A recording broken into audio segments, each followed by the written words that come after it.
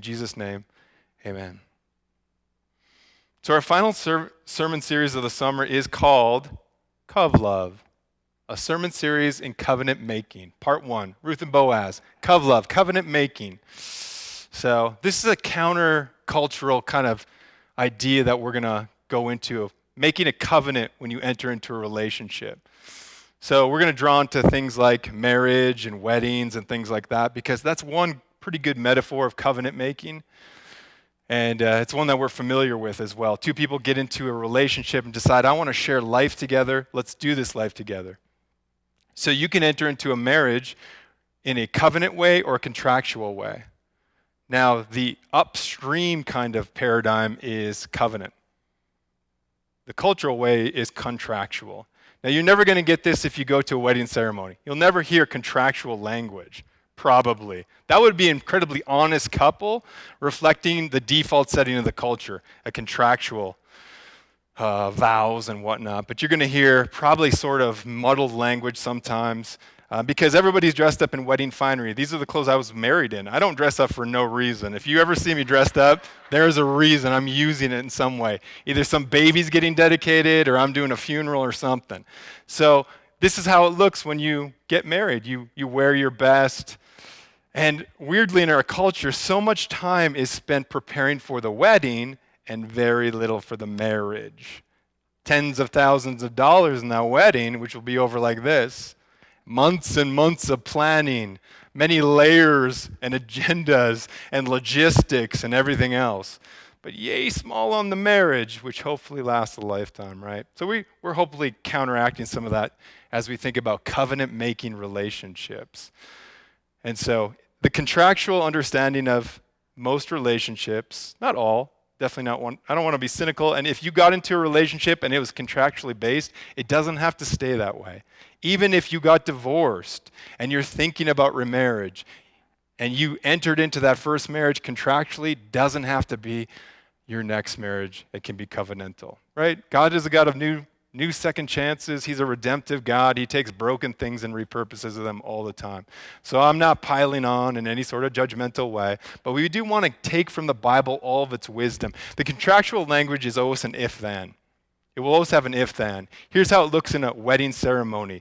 The people coming in won't say it, but the default thinking is this: if you fulfill my expectations for what a spouse is, and man, that can be a lot of things. And some of those expectations are subliminal. They don't even know what they are. They're from their family of origin, and they're going to bring them into their marriage, maybe unthinkingly. If you fulfill my expectations for a spouse, then, here feel the if-then, then I'll remain happy and invested in this marriage. If then. Otherwise, you've broken the contract, and I'm free to reconsider my commitment. That's the if-then, right? Now, contractual or covenantal commitment is you bringing yourself to the table in your commitment regardless of what the other person does. It's not based on what the other person brings to the relational table. I'm committed, and this is what I'm vowing to do. That's what you're doing in a covenantal commitment. And there are a bunch of different ways to do that, because your vows are what you're bringing forward. Here's what I'm committed to do, regardless of what you do. I'm committed to this. Now, also in the wedding ceremony, those vows that you're going to hear should reflect the sobriety of the commitment you're about to make, right? I've come across a bunch of different vows that are probably pretty silly. I've had people try to write vows. They're almost always a mistake. They sound something like this. Here's a couple of vows I came across. This is at a wedding ceremony. I, Kayla, choose you, Jacob, as my life partner in front of friends and family. I promise to love and cherish you throughout every obstacle that may be put in our path. I promise to learn how to change a tire, how to refill the wiper fluid when it runs out. I will comfort you when your team loses on TV and celebrate with you when they win. I'll remember this day and love you always. Kayla. I, Michael, take you, Jessica, to be my lawfully wedded wife and chief tennis doubles partner, for richer, for poor, for better, for worse, in sickness and in health, for when we win and the very, very, very rare occasion when we lose. I promise to love, honor, and cherish you, to return your service. This I vow to you. Wow, blood and fire in those commitments. Right? That's why we generally don't allow people to write their own vows, because their own vows, when you're in the moment, aren't always reflective of the true breadth of what a lifelong relational commitment looks like, where you say, I'm in this and I burned the ship I sailed on to get here. That's a covenant, right? So the vow hopefully sounds more like this. And think about it this way too, because when we're talking about covenant making, we're going to talk about marriage. We're also going to show a little bit about how we prepare people for marriage as a church. And we're all about celebration and fun, and it should be all that. Some of that stuff that's more humorous, that should be in your reception. Get crazy in the reception. But you have a chance when you're with the covenant people of God to be accountable for a public declaration of a covenant. And that's a different kind of thing. So it should reflect some sobriety, and again, it should reflect what you're bringing to the table, regardless of any if-then contractual language. Here's hopefully how it sounds more like this. I'll just use my own name. I, Stephen Joel Gross, take you, Michelle Marie Fisher, to be my God-given wife, and I do promise and covenant before God and these witnesses to be your loving, faithful husband, in plenty and in want, in joy and in sorrow, in sickness and in health, till death do us part. That's a covenant. That's vows of a covenant. And you're making them with the people to say, hold me accountable for this, because I'm not going to feel it always. And my emotions will lie to me all the time. And sometimes the media, the culture will lie about what I should deserve by being in this relationship and what it should give me. So it's a different perspective, covenant making. And this covenant making series has a couple different objectives. We're going to explore the unique picture of covenant marriage. So if you're thinking of getting married, if you're married, if you were married, this all applies. But even if not, deeper, our objective is to consider the God who is a covenant making God, which marriage is just a metaphor for. Right? So even if you're not, you never want to get married, that's great. Or you never will be married, that's okay. And God calls people to signal us too. Still, we're thinking about covenant because God is a covenant-making God. And it really begins in Genesis. This is the covenant God makes to Abram. And remember, it's based on what God commits to do with Abraham. It has nothing to do with who Abraham is or what Abraham will do. Because remember, when God approaches Abram, he's a pagan, worshiping nomad. There's nothing special about Abraham. But God is saying, this is what I'm going to do in relationship to you, Abram. Here's what it is. And this helps make sense out of Ruth. That's why we're laying down the first covenant from Genesis. Genesis 12, now the Lord said to Abram, go from your country to the land that I will show you, and I will make of you a great nation. I will bless you and make your name great, so that you will be a blessing. I will bless those who bless you, and him who dishonors you I will curse. And in you all the families of the earth shall be blessed. The nation of Israel was always supposed to be an ambassador nation for God, the God of the Bible. They don't always do that. But Ruth is an example of when it was done. So we're digging in. 1,200 years later, we meet Ruth. Let's go with it. Ruth chapter 1, verse 1.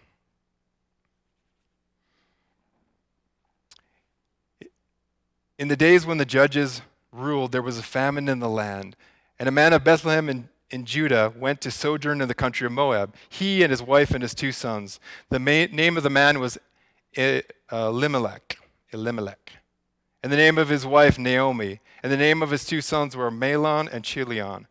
And they were Ephrathites from Bethlehem in Judea, and they went into the country of Moab and remained there. But Elimelech, the husband of Naomi, died, and she was left with her 2 sons. These took Moabite wives, and the name of one was Orpah, and the name of the other Ruth. They lived about 10 years, and both Mahlon and Chilion died, so that the woman Naomi was left without her 2 sons and her husband. So we start off with some tragedy, but let's do a little geography. This is Judah and the nation of Israel. They have a neighbor, Moab. They're enemies, these 2 neighbors or neighboring countries, Moab and Israel. At one point, there's a famine, and so this man and his wife and his sons move to Moab, and there the man dies, and his sons marry Moabite wives. Now, the interesting thing about Ruth, the book of Ruth, is that it mentions the folly of people of different faiths coming together, but it doesn't comment on it. And one of the reasons probably why is because the Old Testament and the New Testament are so loaded with ideas and admonishments against that as a lack of wisdom, of two people trying to hold covenant who are of different faiths. And now this piece of it, of what I'm about to say, is true. A Muslim cleric would advise this, a Jewish rabbi would advise this, who are serious about faith. That generally is unwise. That's why the Bible's against it. Two people of different faiths trying to merge a covenant together is impossible to do fully because you're moving in different directions. I've heard it said this way: if you are a person of faith and you try to hook up with somebody who's not, because really you're saying all of my life is vulnerable to you and I want to do it together with you. If you're moving together as covenant people, both moving toward God, it's like the bases of a triangle. You'll move together as you move upward.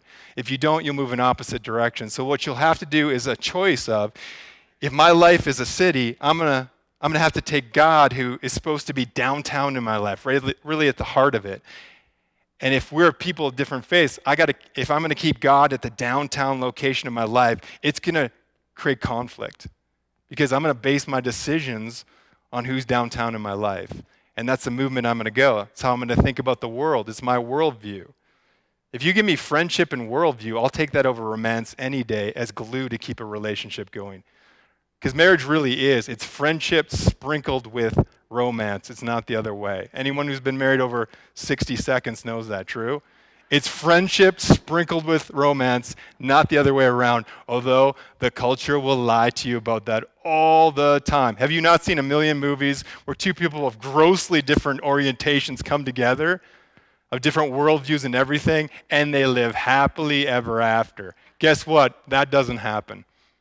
You need to be great friends, and if your worldviews are the same, you're going to move in the same direction. If not, you're going to move in opposite directions, and there's going to be rippage. It'll be always difficult and hard. Now, that's not to say if you're married to somebody who doesn't share your faith, you stick in that marriage, and you're a gospel witness to that person. Very true. That's what we're called to do. But if you're not yet married, eyes wide open here, it's saying don't do that, because you're going to move in opposite directions. It's going to be difficult, like pushing a rope. And marriage is already difficult enough, so why do that? That's what it's bringing forward. The Old Testament and the New Testament, about being equally paired. It's a confusion of purposes, going to make life difficult. So again, if you're a person of faith, married to a person who doesn't have that faith or considering marriage, again, either God will be downtown to you, and it's not for them because they don't hold that same covenant relationship. It's going to cause a lot of conflict. Or you're going to have to take God and move him to the distant suburbs. But if you want to keep God in the place where he needs to be, your animating middle, it's difficult. Not impossible. That's a redemptive edge of Ruth, because the book starts off with some folly, but it moves into God repurposing that. Because Ruth is an amazing story where God's like, yeah, that wasn't good or smart, but I'm going to work my sovereign will through this. It's going to be amazing. That's really our hope, right? We all step in it. I mean, whether or not your thinking about marriage wasn't solid when you got into it, God can redeem all that. He's an amazing God. He's able to do that. And Ruth is an object lesson of that. So recommend obedience. We see that. Verse 6. Just keep moving. Then Naomi and her daughters-in-law, she arose to return with her daughters-in-law from the country of Moab, for she heard in the fields of Moab that the Lord had visited his people and given them food. So she set out from the place where she was with her two daughters-in-law, and they went on the way to return to the land of Judah. But Naomi said to her two daughters-in-law, "Go, return each of you to your mother's house. May the Lord deal kindly with you as you have dealt with the dead and with me. And the Lord grant you that you may find rest, each of you in the house of her husband." Then she kissed them, and they lifted up their voices and wept. And they said to her, "No, we will return with you to your people." But Naomi said, "Turn back, my daughters. Why will you go with me? Have I yet sons in my womb that they may become your husbands?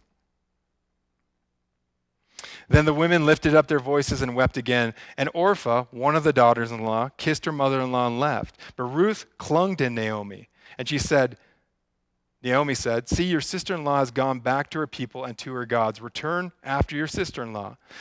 But Ruth said, "Do not urge me to leave you or return from following you.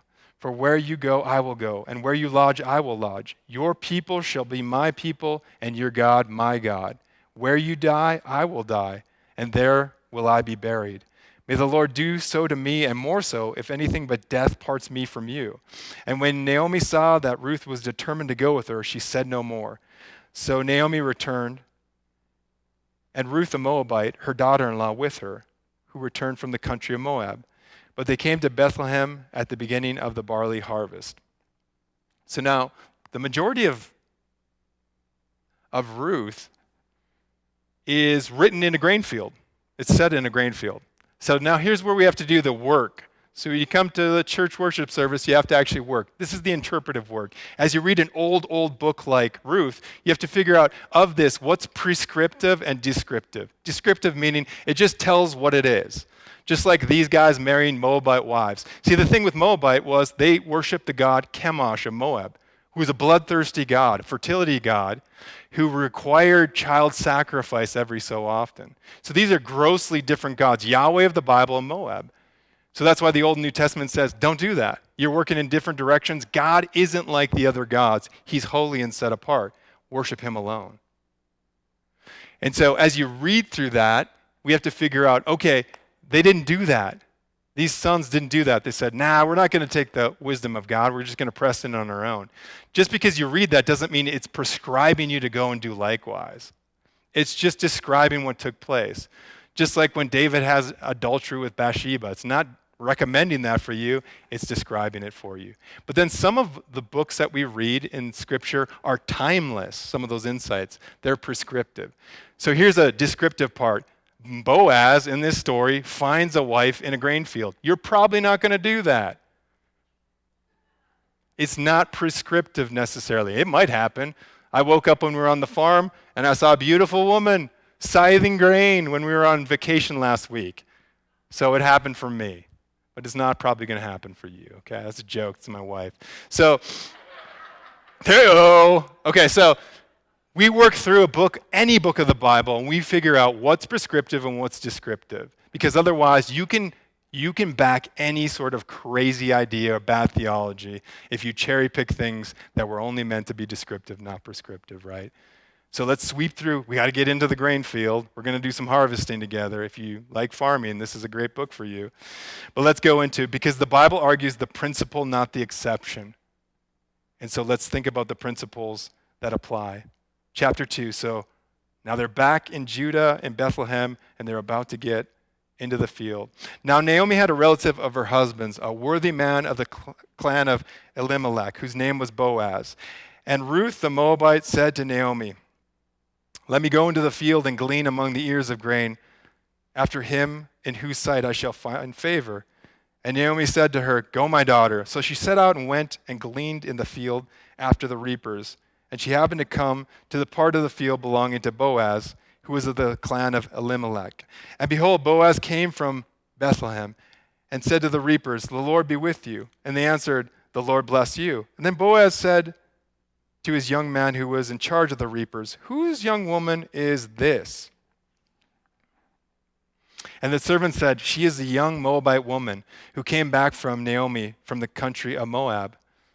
She said, "Please let me glean among and gather among the sheaves after the reapers." So she came, Ruth, and she has continued from early morning until now, except for a short rest. So this is Ruth getting after it. So that's the story of this point. Now Boaz, again, this is some of the principle we can take with this. Boaz is starting to do some research about Naomi. One of the things he finds out from talking to people who know her, either the people that are working with her, is that she's a hard worker. She's diligent, right? She's working. Now, I don't have the picture, and this is an artist's rendition of it, of Ruth working in the field. But real work, real harvest work is incredibly brutal and hard. It's a whole day bent over. It's dirty. It's sweaty.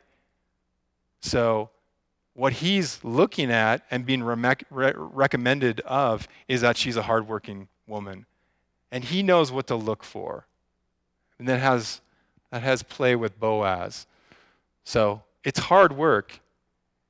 And the harvest, this gleaning that it talks about, is Torah law that a landowner, field owner, when he does harvest, should leave the edges. He needs to leave the edges, so that alleviates poverty. This is a work program, one of the first poverty work programs.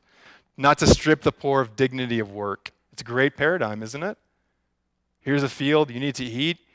We're leaving some for you to work and take from and eat. And so she's no stranger to work, and she works. And Boaz is aware of this. He's starting to do some research. Verse 8, then Boaz said to Ruth, now listen, my daughter, do not glean in another field or leave this one, but keep close to my young women. Let your eyes be on the field that they are reaping, and go after them. Have I not charged the young men not to touch you? That should tell you how vulnerable a young woman is, especially a foreigner without clan. Do not touch you. And when you are thirsty, go to the vessels and drink what the young men have drawn. Then she fell on her face, bowing to the ground, and said to him, Why have I found favor in your eyes that you should take notice of me, since I am a foreigner? But Boaz answered her, all that you have done for your mother-in-law since the death of your husband has been fully told to me. Again, he knows. How does he know that? He's talking to people that know Ruth. So he's like, oh, I know what you're doing with Naomi. So I get who you are through that. But also, and how you left your father and your mother in your native land and have come to a people that you did not know before. The Lord repay you for what you have done, and a full reward be given to you by the Lord, the God of Israel, under whose wings you have come to take refuge. Again, refuge. So he knows that she is a person who has allowed the God of the Bible to become her identity. That's the wings of a bird. Think of it like a mother bird putting her wings over her babies. So now she's no longer a Moabite. She's now a person of the Bible. And Boaz knows this. She's a legitimate convert to Yahweh. So he gets that. It's hard to fake things in a small community where everybody knows each other. So he knows people who know Ruth, her work ethic. He also knows people who know Ruth's faith, and she is a convert to Judaism. So he gets that. There's a whole lot of research work. This is going to be helpful later when we draw out some of the application of this. But Boaz, he isn't just rolling on attraction. I don't know what Ruth looked like. She's probably attractive. I don't know. But it isn't just her attractiveness that he's drawn to. She works hard. She's also a person of legitimate faith. And she's somebody who serves others who can't serve her back. Because Naomi can offer nothing to Ruth but poverty and foreigner status. So something's taking place here. Boaz is doing his research. Verse 14, and at mealtime Boaz said to her, come here and eat some of the bread and dip your morsel in the wine. So she sat beside the reapers, and he passed to her roasted grain, and she ate until she was satisfied, and she had some left over. When she rose to glean, Boaz instructed his young men, saying, let her glean even among the sheep. So not just the edges. I'll give her some extra grain. He likes her. Huh? Give her some of the extra grain, and do not reproach her when she does it. And also pull out some of the bundles for her, and leave it for her to glean, and do not rebuke her. So she gleaned in the field until evening.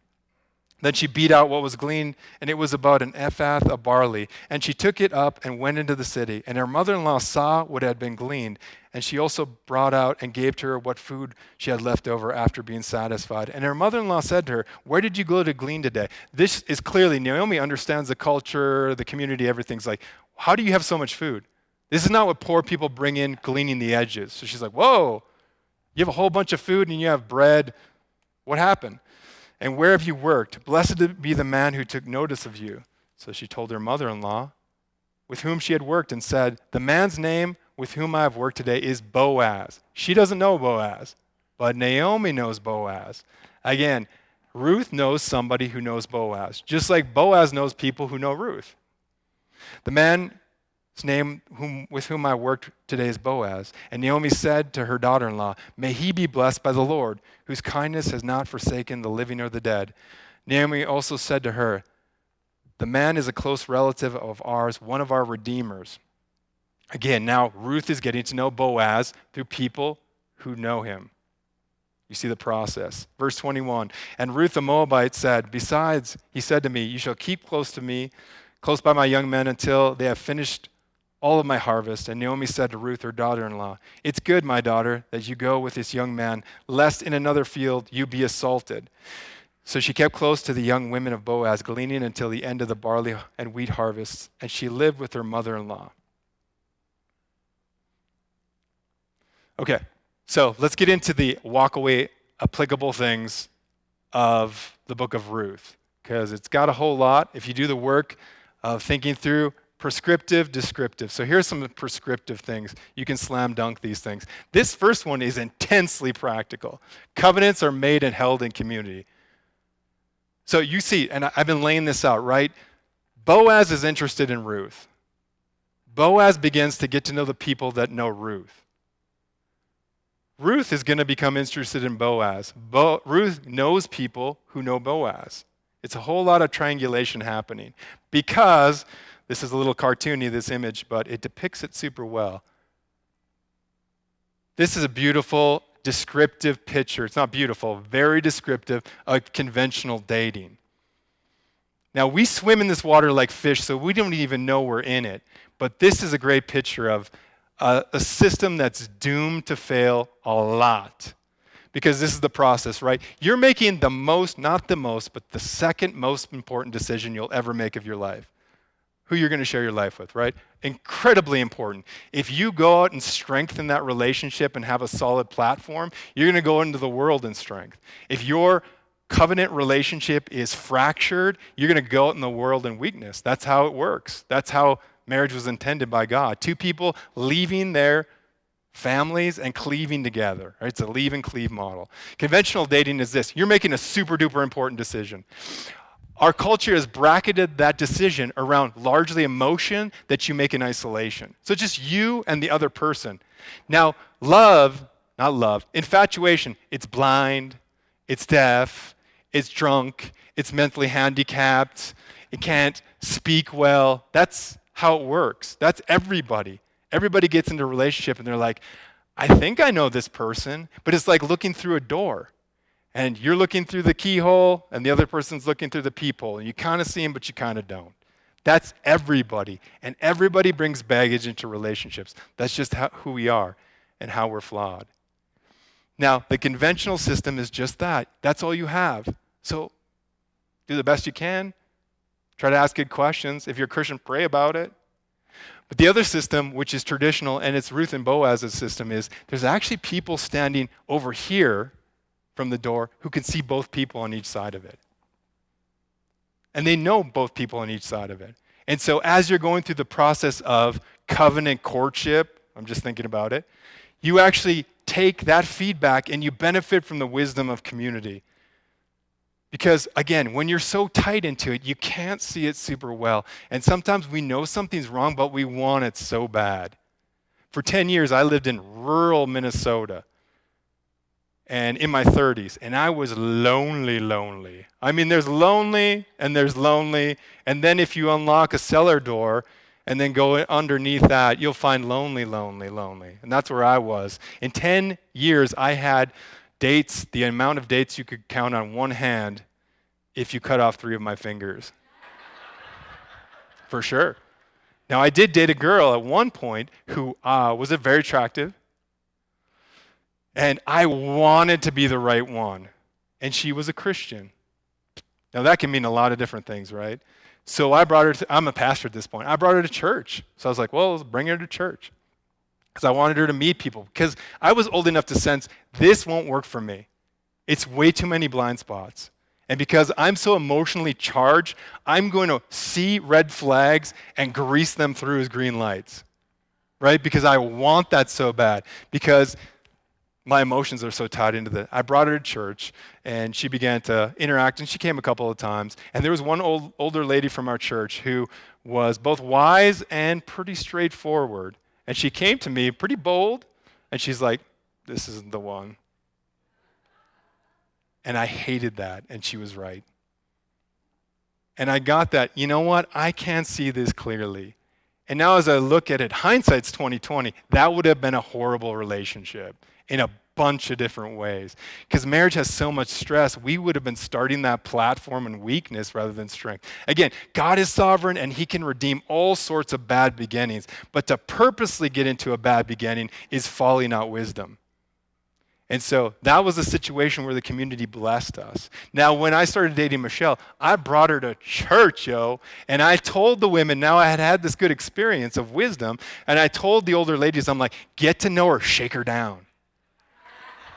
And they did. They got to know her, and without a doubt, they all came back and they're like, she's great. And I was like, yeah, that's what I thought too. Right? Here's the truth. Somebody who's been married longer than you, especially the opposite sex, understands the person on the other side of the door way better than you ever will. Way better. They have PhDs in that gender that you don't have. And so getting connected in community where people help you discern that process is just a beautiful fruit of flourishing. God gave us community so we could discern things together. Covenants are entered into and held well in community. Let's say this, if you're about to buy a house, man, you get that there's so much going on there and you don't know anything about houses, you're going to ask other people who have built houses and say, help me, why don't we do a walkthrough? Show me, is there any mold here? What are the flaws? Every house has baggage and flaws, but tell me what's going on here. Is this a deal breaker? Man, why don't we learn from this wisdom? We have to push it back against the culture that our discernment for covenant making is to be made in isolation. And we live in such an individualistic culture. You'll have to pursue fellowship and say, before you make those big decisions, I give you the green light to give me feedback, even when I don't want to hear it. That's the pathway of wisdom, and you will be blessed by that. Your fellow brother or sister in Christ is not your enemy. Sin is your enemy. They're your ally. And so purposely connecting yourself to other people who see on the other side of that door is so helpful. As a person in my 40s who's dealt with a lot of guys, if you're dating a guy, I can smell a punk 1,000 miles away. It's true. It's true. So if you're in a relationship with somebody and you're not sure, man, have people get to know that person and do it before you rubber stamp that relationship. Because generally when I do premarital counseling with somebody, they're coming in, we're getting married, I don't care what you say, you're going to lose. You're going to lose with that attitude because you don't see what's on the other side of the door. And somebody else can say either a warning or a confirmation of that. Let's be teachable people that in relationship open our lives up to other people because covenants are held well in community, right? That's why, super practical, our goal is to have 65% of our regular attenders in life together on a weekly basis.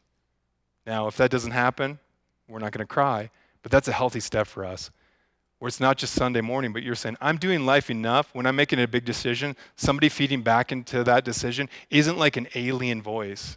It's actually somebody who cares for me so that when they have to give me something that I don't like to hear because I want it to work out, I actually accept it. So that's our goal for 20, and then again, COVID, whatever happens with that. But we would love at least 65% of our regular people who say, this is my church family, to be in some sort of small group where they're saying, I'm doing life with people in circles and rows. You're in rows now, you need circles too, because that's where you process covenant making and covenant holding. And so that's our goal anyway, and I think it's a blessing, and you will be blessed. That's the one covenant walk away. Covenants are made and held in community. The other one is, didn't get that in part 2, but God is the first mover in covenants. Because the most famous lines in the entire book of Ruth are this. Where it says right here, Naomi says to Ruth, see, your sister-in-law has gone back to her gods. Return with your sister-in-law. But Ruth said, do not urge me to leave you or return from following you. For where you go, I will go, and where you lodge, I will lodge, and your people shall be my people, and your God shall be my God. That's an amazing statement. It's a covenant. She's making to Naomi. I know that you can't give me anything, and we're going to be poor, and you're a widow, and we're coming back, and I'm a foreigner in Judah. I'm in. She's making a covenant. What you don't get is that is such a miracle, her move from Moab to Judah, it's not her own doing alone. God is actually wooing her. He's wooing her to himself. And that's what takes place when a covenant is forged, because God is always the first mover in a covenant of salvation. He's moving. There's some sort of discontentment that Ruth must have about being a Moabite and living in Moab, that she's saying, I'm willing to abandon all that. Because really what she's saying is, I get that if I follow you to Judah, I'm young. I could be alive a long time, right? I'm going to be poor. As a foreigner, no man of Judah will marry me. A Moabite woman in Judah is trash. Trash, trash. Trash. Lower than trash. That's why Boaz has to say so often, hey, make sure, tell the young men not to abuse her. They can rape her without any sort of recourse. She's garbage in that culture. So her saying to Naomi, I'm going to return with you. I understand that I'm a foreigner. We're going to be poor. I'm doing this, is a miracle. Without the grace of God pulling her into that covenant, she's not going to make that commitment. She won't. God is wooing her to himself.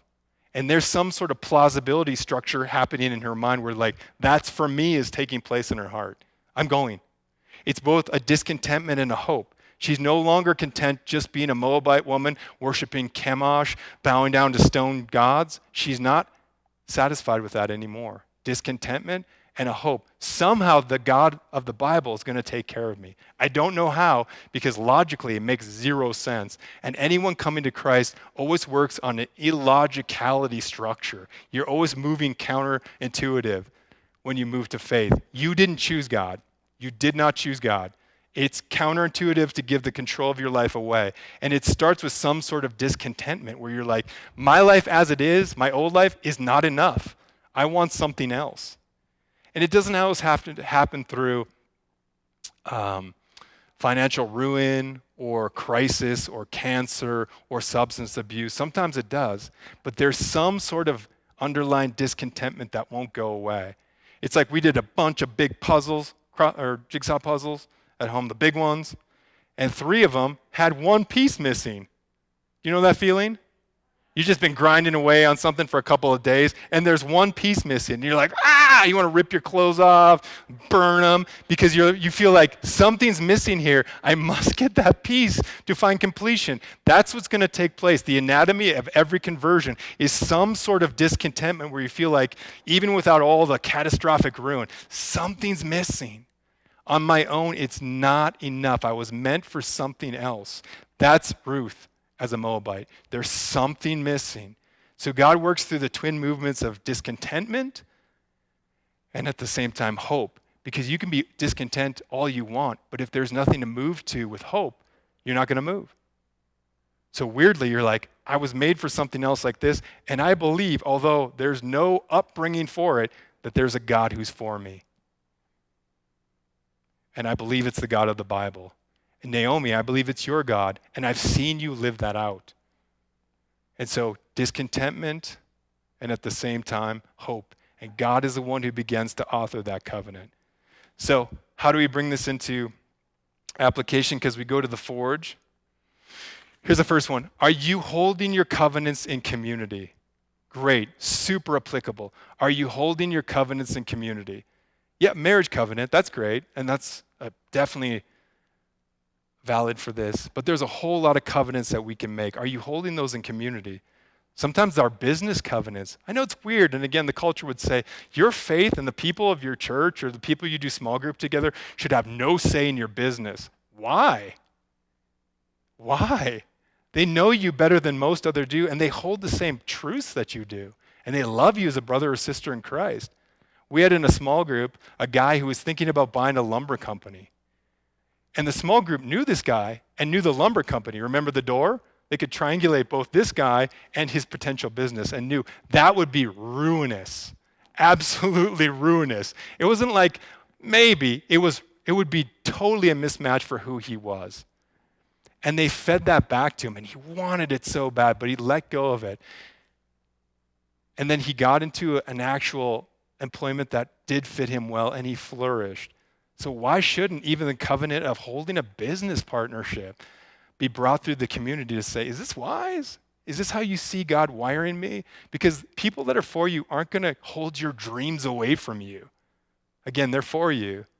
But there are the people who know you, know the covenants that you've made and the promises that you're trying to hold to say, man, I think that's a great fit. Covenants, business making, baptisms.